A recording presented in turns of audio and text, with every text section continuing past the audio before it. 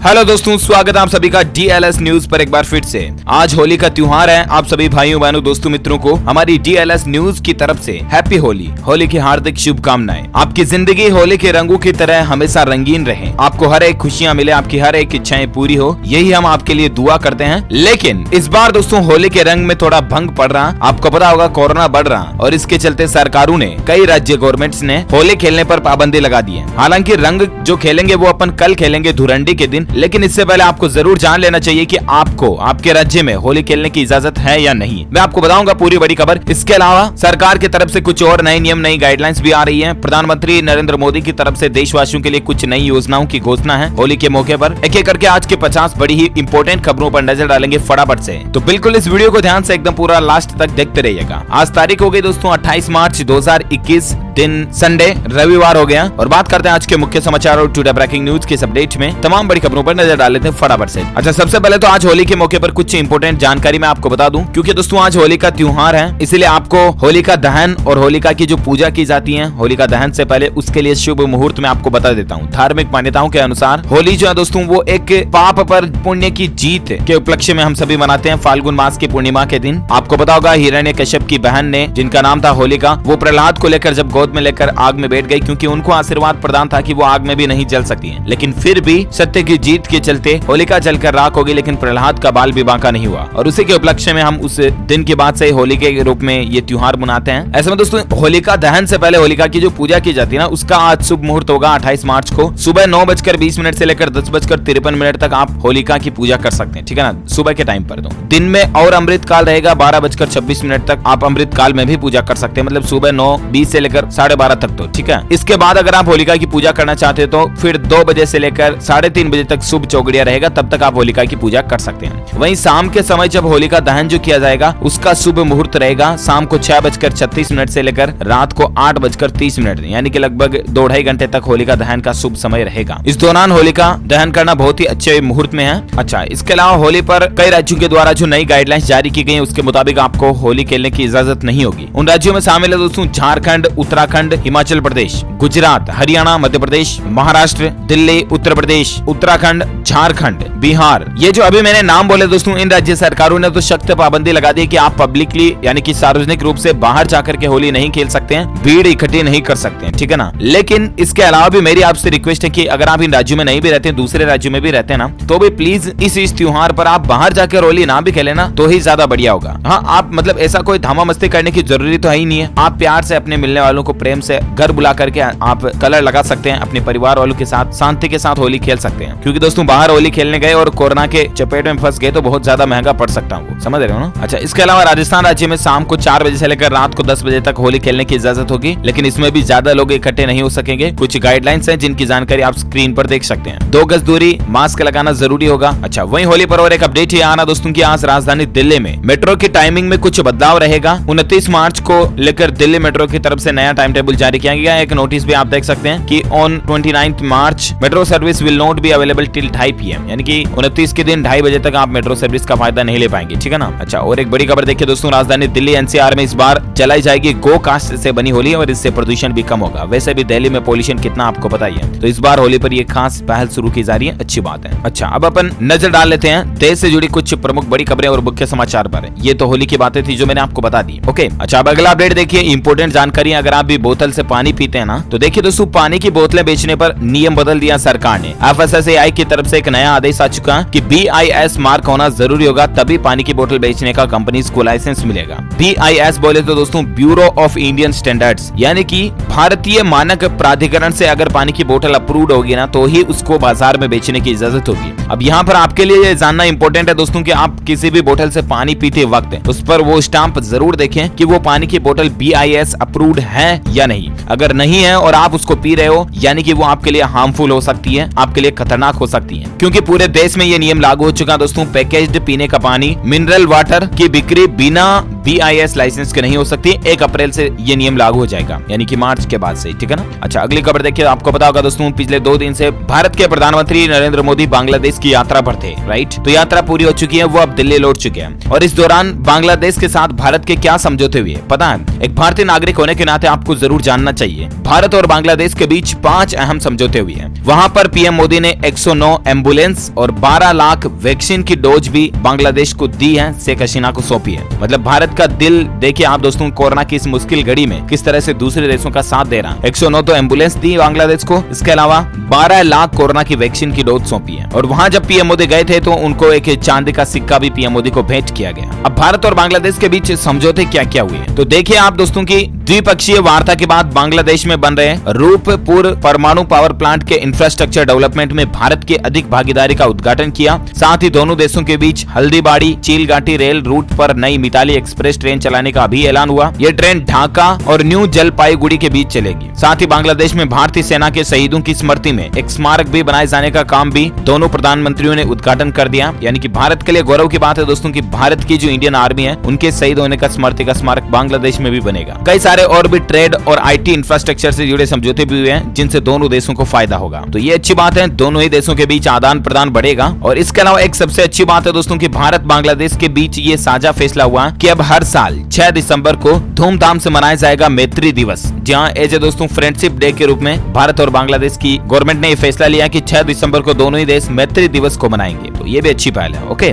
और देखिए अगली खबर दोस्तों, प्रधानमंत्री नरेंद्र मोदी जो आज मन की बात भी करने जा रहे हैं। 75वां एपिसोड होगा ये उनका मन की बात का। और आज वो कोरोना पर भी कोई बातचीत कर सकते हैं, होली वगैरह पर भी बातचीत करेंगे। तो देखते हैं मन की बात में क्या क्या चर्चाएं होती हैं, मैं आपको बता दूंगा जरूर DLS न्यूज के ऊपर कंप्लीट हाइलाइट्स और अपडेट। फिलहाल देखिए आप अगली खबर कि हाँ, खबर थोड़ी अटपटी और कड़वी है, लेकिन देखिए आप क्या कहती है स्टडी की रिसर्च। पोल्यूशन के कारण छोटा हो रहा पुरुषों का प्राइवेट पार्ट। जी हाँ, इन दोनों पर दोस्तों सोशल मीडिया पर एक वैज्ञानिक का यह दावा किया जा रहा है और वो दावा तेजी से वायरल भी हो रहा है। दरअसल न्यूयॉर्क के माउंट सिनाई हॉस्पिटल में प्रोफेसर डॉक्टर सन्ना स्वान ने अपनी रिसर्च में कहा कि पोल्यूशन के कारण पुरुषों का प्राइवेट पार्ट छोटा हो रहा है। स्वान ने अपनी रिसर्च के आधार पर एक किताब भी लिखी है जिसमें उन्होंने ये दावा किया कि ये समस्या आगे जाकर के मानवता के लिए बांझपन का संकट पैदा कर सकती है, यानी कि इंसानी जाति पर पूरा खतरा पैदा हो सकता है। ऐसा इसलिए है क्योंकि प्लास्टिक बनाने में इस्तेमाल होने वाला एक केमिकल जिसका नाम है फेथलेट्स, जो कि हमारे एंडोक्राइन सिस्टम पर असर करता है, यानी कि हमारी जो संतान पैदा करने की क्षमता है उस पर सीधा इफेक्ट डालता है। वो उस वैज्ञानिक ने अपनी रिसर्च में ये कहा दोस्तों कि प्रदूषण की वजह से पिछले कुछ सालों में जो बच्चे पैदा हो रहे हैं ना, उनके लिंग का आकार छोटा हो रहा है। और इतना ही नहीं दोस्तों, पुरुषों में स्पर्म की और महिलाओं में अंडाणु की संख्या भी इससे घट रही है और ये मानव जाति के लिए आगे भविष्य में खतरा हो सकता है। अभी हमें सावधान होने की जरूरत है। अब इस खबर में आपके और हमारे लिए जानने लायक बात यही है दोस्तों, काम में लेने वाली बात यही है कि जिंदगी में जितना ज्यादा हो सके ना, प्लास्टिक का इस्तेमाल कम से कम कीजिए प्लीज।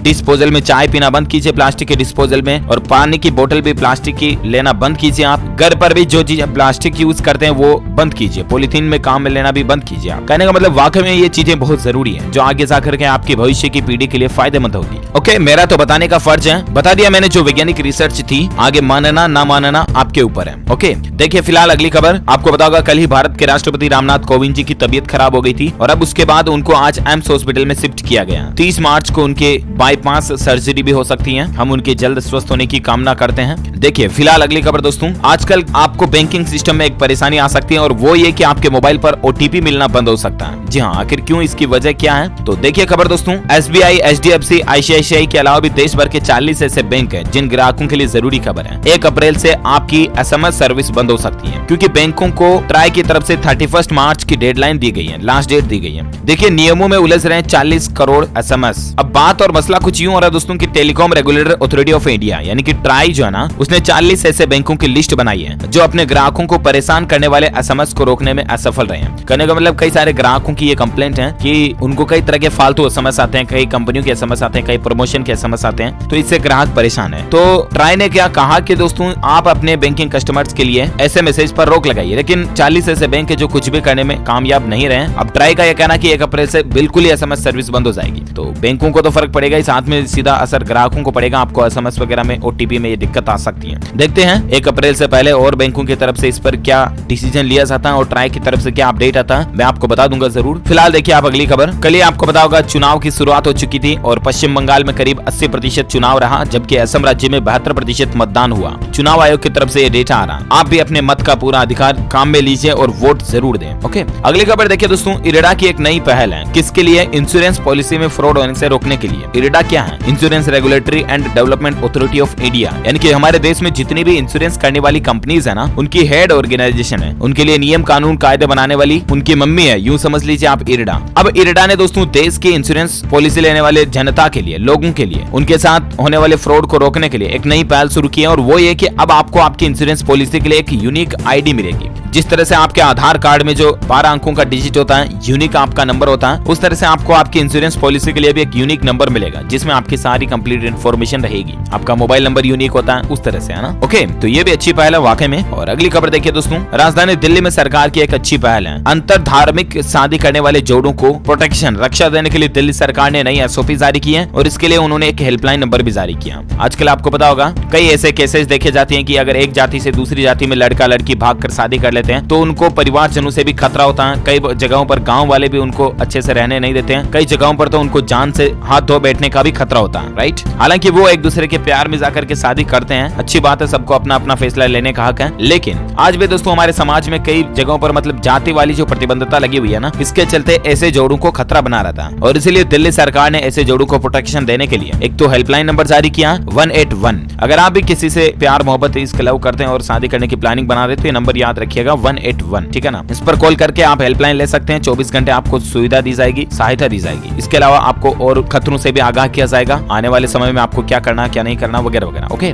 तो ये दिल्ली गवर्नमेंट की अच्छी पहल है। और अगली खबर देखिए दोस्तों, बिजली बिल में बढ़ोतरी को लेकर अपडेट आ रहा है कि उत्तराखंड राज्य में आम लोगों को बिजली बिल का झटका लग सकता है। 16% तक बिजली के दाम बढ़ सकते हैं। उत्तराखंड पावर कॉर्पोरेशन कंपनीज जो है ना, वो बिजली दरों में बढ़ाने का फैसला ले सकती है 1 अप्रैल से। अच्छा, इसके अलावा उत्तराखंड में नहीं दोस्तों, बिहार और उड़ीसा में भी बिजली महंगी हो सकती है 1 अप्रैल से। यहाँ पर भी पावर सप्लाई करने वाली कंपनीज जो हैं, बिजली रेटों में 9-10% तक की रेटें बढ़ा सकती हैं। अब 1 अप्रैल को इन पर फाइनल डिसीजन आ जाएगा। ऐसे फिलहाल तो मीडिया रिपोर्ट चल रही है, मे बी पॉसिबल। आगे जो भी अपडेट आता है मैं आपको बता ही दूंगा। बाकी बिहार राज्य को लेकर और एक खबर ये भी आ रही दोस्तों कि बिहार में अब अगर कोई सरकारी कर्मचारी संपत्ति वगैरह लेगा ना, तो उसको पहले ऑफिस में इस बात की सूचना देनी पड़ेगी। यहाँ तक कि गवर्नमेंट एम्प्लॉइज को कपड़े, बर्तन और किताबों तक का भी हिसाब देना होगा। जी हाँ, बिहार लोक सेवा कर्मचारियों की संपत्ति का ब्यौरा देने में अब बदलाव किया गया। कर्मचारियों को अब अपनी पुश्तैनी संपत्ति को भी ब्यौरे में शामिल करना होगा। कुल मिलाकर के यही बात है कि बिहार राज्य में जो भी गवर्नमेंट एम्प्लॉइज है ना, उनके पास कितनी संपत्ति है, कितना क्या कुछ वगैरह वगैरह, उनकी जानकारी उनको प्रशासन को देना जरूरी होगा। यहाँ तक कि 30,000 से कम चल संपत्ति का भी ब्यौरा देना होगा। तो ये बिहार राज्य में एक गवर्नमेंट एम्प्लॉइज के लिए नया नियम आप मान सकते हैं। ओके, और अब अपन बात करें आज के मौसम समाचार को लेकर। खबर देखिए दोस्तों, संपूर्ण भारत का 28 मार्च 2021 का मौसम पूर्वानुमान आखिर क्या कहता है। जी हाँ, तो अगले 24 से 48 घंटों के दौरान जम्मू कश्मीर, गिलगित बाल्टिस्तान, मुजफ्फराबाद, लद्दाख, उत्तराखंड और हिमाचल प्रदेश में बारिश हो सकती है, बर्फबारी वगैरह भी हो सकती है, ठीक है ना। इसके अलावा दोस्तों जम्मू कश्मीर, ये तो मैंने बोल दिया। और बाकी अगले 24 घंटों के दौरान असम, मेघालय, त्रिपुरा, मिजोरम, यहाँ पर 29 मार्च से लेकर 2 अप्रैल के बीच बारिश की संभावना, ये 4 राज्य में, ठीक है ना। वहीं अंडमान निकोबार द्वीप समूह, केरल में भी मध्यम बारिश हो सकती है। तो ये रहा आज का देश भर का वेदर अपडेट। और अब अपन नजर डालते हैं दोस्तों कोरोना वायरस और लॉकडाउन संबंधित कुछ खबरें हैं, महत्वपूर्ण बातें आप जरूर जान लें।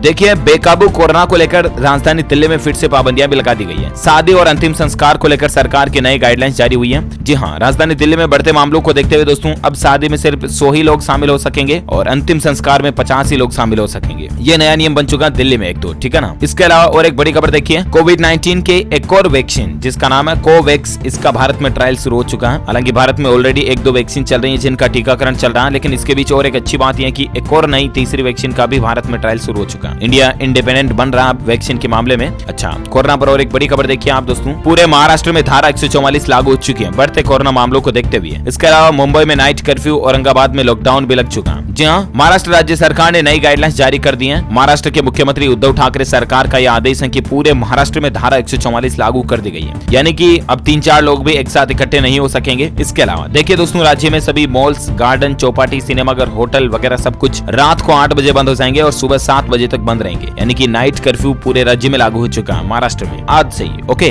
वहीं दोस्तों महाराष्ट्र में देखिए जुर्माने को भी बढ़ा दिया। महाराष्ट्र में आज से ही बिना मास्क अगर आप घूमते हुए पाए जाते हैं तो 500 रुपए आप पर जुर्माना लगेगा, और कहीं खाली जगह पर सार्वजनिक जगहों पर थूक भी देते हो ना आप तो 1000 रुपए फाइन लगेगा। रात 8 बजे से लेकर सुबह 7 बजे तक पूरे राज्य में धारा 144 और नाइट कर्फ्यू भी लागू रहेगा। तो ये महाराष्ट्र राज्य में रहने वाले लोगों के लिए एक इंपॉर्टेंट अपडेट है। कुछ और नई गाइडलाइंस भी आप स्क्रीन पर देख सकते हैं ये पॉइंट्स। चलिए अगली खबर देखिए, मध्य प्रदेश भोपाल में लॉकडाउन के बाद अब कंटेनमेंट जोन बनना भी शुरू हो चुका है। यहाँ पर देखिए दोस्तों 20 इलाकों को लॉक कर दिया गया है जिन्हें कंटेनमेंट जोन घोषित कर दिया है, ऐसे वहां पर लॉकडाउन ही लागू कर दिया गया। अच्छा, और एक अपडेट आ रहा दोस्तों कोरोना पर कि देश में देखिए दोस्तों एक दिन में 15,20,000 से भी ज्यादा वैक्सीन की खुराक लगाई गई, और अब तक कुल भारत में वैक्सीनेशन का आंकड़ा जो है ना, कुल टीका लग चुका है लोगों को 5,46,00,000 से भी ज्यादा लोगों को टीके की डोज दे दी गई है। ओके, और बाकी देखिए दोस्तों देश के 46 ऐसे जिले हैं जहां पर कोरोना के मामले सबसे ज्यादा बढ़ रहे हैं, और केंद्र सरकार ने इससे निपटने के लिए 5 सूत्रीय एक प्लान भी बनाया। इसके तहत यही है दोस्तों कुल मिलाकर के कि राज्य सरकारें और केंद्र सरकारें मिलकर कोरोना को रोकने के लिए नई पहल शुरू करेगी। राज्यों से ज्यादा केस वाले 46 जिलों में सख्ती के साथ कंटेनमेंट जोन और सार्वजनिक स्वास्थ्य उपायों को अपनाने को कहा गया। बैठक में कोरोना मामलों में तेजी को रोकने के लिए testing, tracing, isolation, clinical treatment और वैक्सीनेशन पर ज्यादा ध्यान देने को कहा गया। वहीं भारत में आज के कोरोना आंकड़ों की बात करें ना तो पिछले 24 घंटों के दौरान 62,000 के लगभग नए संक्रमित मामले देखे गए, और उसके बाद अभी कुल संक्रमितों की संख्या जो है वो 1,19,71,000 से भी ज्यादा हो चुकी है। वहीं भारत में एक्टिव केस की संख्या चल रही है 4,83,000 से भी ज्यादा, जबकि कोरोना के कारण मरने वालों की कुल संख्या का आंकड़ा 1,61,000 से भी ज्यादा हो चुका। ओके, तो ये तो ना भारत में ताजा कोविड डेटा, राइट। और देखिए फिलहाल अगली खबर दोस्तों, किसान आंदोलन को लेकर राकेश टिकैत की चेतावनी निकल कर आ रही। किसान नेता राकेश टिकैत का यह कहना कि सरकार अगर उनकी मांगे नहीं मानती है तो 16 राज्यों की बिजली काट देंगे। जी हाँ, टिकैत ने चेतावनी कल ही राजस्थान के दौसा में एक महापंचायत के दौरान सरकार को दी है, और अभी तक भी केंद्र सरकार और किसान भाई लोगों के बीच में कोई समझौता नहीं बैठ पाया है। बाकी देखते हैं आगे और क्या अपडेट आता है, मैं आपको बता दूंगा। फिलहाल अगली खबर देखिए आप, एजुकेशन न्यूज फटाफट से बता देता हूँ। एक तो दोस्तों राजस्थान राज्य में जो 25 अप्रैल को होने वाली रीट परीक्षा थी ना, वो पोस्टपोन कर दी गई है, स्थगित कर दी गई है। अब इसकी नई तारीख की घोषणा भी हो चुकी है। अब रीट का एग्जाम 25 अप्रैल को नहीं होगा बल्कि 20 जून को इसको रखा गया। ये देख सकते हैं आप, गवर्नमेंट की तरफ से ऑफिशियल इसका नोटिफिकेशन भी आ चुका है। ओके, और अगली खबर देखिए, मध्य प्रदेश में उच्च शिक्षा परीक्षा की नई टाइम टेबल जारी हो चुकी है। कब और कैसे क्या एग्जाम होंगे, इसकी क्या गाइडलाइंस रहेगी, तो इसकी जानकारी आप ऑफिशियल पोर्टल पर चेक कर लीजिएगा। साथ ही एजुकेशन पर और एक खबर है, HBSE यानी कि हरियाणा बोर्ड ने भी 10वीं और 12वीं की परीक्षाओं का शेड्यूल जारी कर दिया। अप्रैल में ये परीक्षाएं शुरू होंगी, किस तारीख से वगैरह वगैरह की जानकारी आप bseh.org.in ऑफिशियल पोर्टल पर चेक कर लीजिएगा। और चलिए अब अपन नजर डालते हैं देश से जुड़ी कुछ और बड़ी खबरों में। देखिए दोस्तों, हरियाणा राज्य में उद्यमियों को बड़ी सौगात दी गई है। औद्योगिक भूखंडों का दंड स्वरूप ब्याज 100% माफ होगा। जी हाँ, हरियाणा सरकार ने जो उद्यमियों है यानी कि कारोबार काम धंधा करने वाले जो व्यापारी हैं उनको बड़ी राहत दी है। विवादों का समाधान योजना के तहत हरियाणा राज्य औद्योगिक एवं अवसंरचना विकास निगम लिमिटेड के भूखंडों की बकाया राशि पर ब्याज और दंड स्वरूप ब्याज में छूट दी गई है। दंड स्वरूप ब्याज तो 100% माफ होगा, जबकि ओवरड्यू ब्याज पर भी 25% छूट मिलेगी। तो ये हरियाणा गवर्नमेंट की अच्छी पहल है। और अगली खबर देखिए दोस्तों, बिहार राज्य के राजगीर में बना देश का पहला ग्लास स्काई पर्यटकों के लिए खुल चुका है। बिहार के मुख्यमंत्री नीतीश कुमार ने इसका लोकार्पण भी कर दिया। ये देख सकते हैं आप, ग्लास स्काई मतलब पूरी तरह से कांच से बना हुआ हवा में लटकने वाला झूले की तरह आप देख सकते हैं इसको। अच्छा, अगली खबर देखिए दोस्तों, पीएफ खाते में नाम और जन्म तिथि के करेक्शन करवाना अब आपको थोड़ा मुश्किल होगा। पीएफओ की नई गाइडलाइंस आ चुकी है, ईपीएफओ की। वो ऐसे दोस्तों की इतने दिन तो क्या की यह सुविधा आपको ऑनलाइन ही मिलती थी, लेकिन अब आपको फिजिकली वेरीफाई करवाना जरूरी होगा, तभी आप अपने ईपीएफओ के अंदर नाम, पिता का नाम, पति का नाम, पत्नी का नाम, लिंग, जन्म तिथि वगैरह में परिवर्तन करा पाओगे, ठीक है ना। पहले ये सब कुछ ऑनलाइन था। ओके, और अगली खबर देखिए, पत्नी को गुजारा भत्ता देना सामाजिक कानूनी दायित्व है, जिम्मेदारी से भाग नहीं सकता पति। देखिए दोस्तों, कोर्ट की तरफ से ऐसे एक मामले पर फैसला दिया गया। दिल्ली की एक अदालत ने कल ही कहा कि अलग रह रही पत्नी को अंतरिम गुजारा भत्ता देने के आदेश को चुनौती देने वाली अपील पर अहम फैसला सुनाया और कहा कि गुजारा भत्ता पत्नी को देना अनिवार्य है। पति का ये सामाजिक और कानूनी दायित्व भी है, पति कोई भी बहाना बनाकर मना नहीं कर सकता। ओके, अगली खबर देखिए दोस्तों, बस क्या यार, आज का अपडेट यही फिनिश होता है। आज दिन भर की तमाम बड़ी खबरें और मुख्य समाचार का अपडेट वीडियो यही खत्म करते हैं। आप मुझे नीचे कमेंट करके जरूर बताना दोस्तों की ऐसा कौन सा त्योहार है दोस्तों जिस पर हम ठंडी मिठाइयां और ठंडा बना हुआ खाना खाते हैं। आपको भी पता होगा हिंदू धार्मिक मान्यताओं के मुताबिक ऐसा कौन सा त्योहार आता है, कमेंट करके बताइए मुझे। जो लोग इसका सही जवाब इस वीडियो के नीचे कमेंट में देंगे ना, वो रैंडमली सेलेक्ट किए जाएंगे हमारी DLS न्यूज टीम की तरफ से और आप जीत सकते हैं एक शानदार सरप्राइज गिफ्ट